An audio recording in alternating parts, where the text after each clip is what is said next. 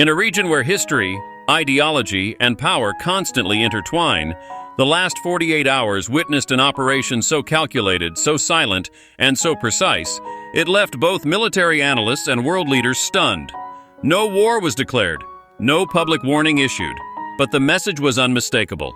According to multiple intelligence sources and leaks from within defense networks, Israel launched a highly classified 48-hour operation targeting what it identified as Iran's most sensitive and accelerated nuclear and military development sites.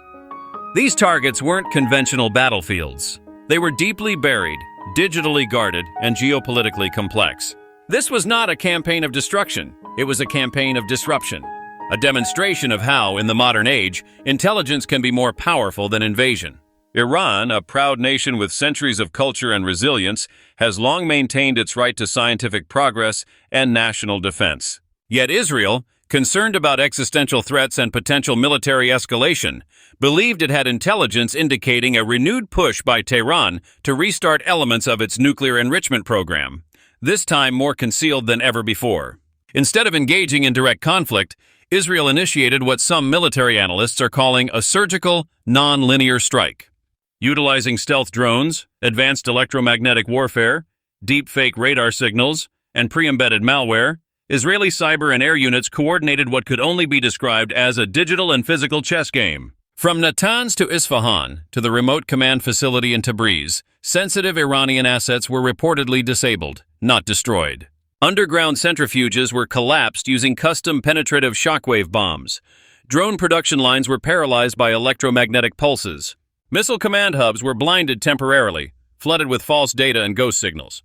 No civilian casualties, no citywide bombings, no viral images of devastation. Just silence and confusion. What made this operation different was not only its scale or precision, but its message. Israel didn't release any official statement. No ministers took to the media. The operation was treated as if it never happened. Yet inside Iran, social media exploded with unconfirmed footage, reports of strange power outages and flashes in the sky. The Iranian government, also choosing restraint, neither confirmed nor denied the incidents, perhaps to avoid panic, perhaps because even they didn't fully understand what had occurred in real time. But beyond the headlines, something deeper was at play, a psychological message. This operation wasn't designed to start a war. It was designed to prevent one.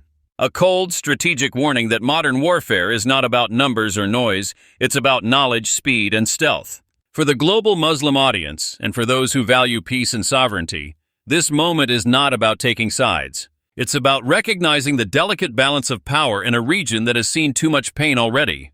Iran remains a sovereign Islamic nation with every right to pursue its security. Israel, for its part, acts out of a deep-rooted fear born of history and geography.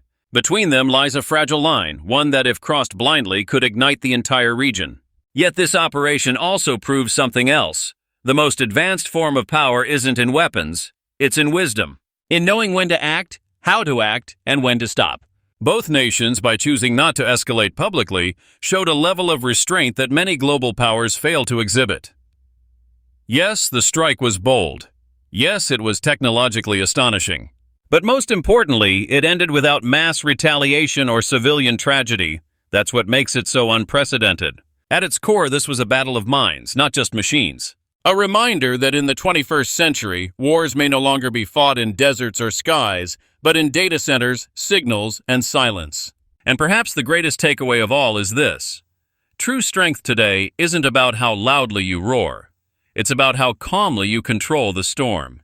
May this moment be a turning point, not towards more covert clashes, but towards smarter diplomacy.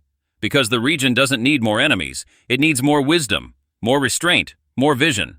And in that vision, both Iran and Israel have a responsibility not just to their people, but to history.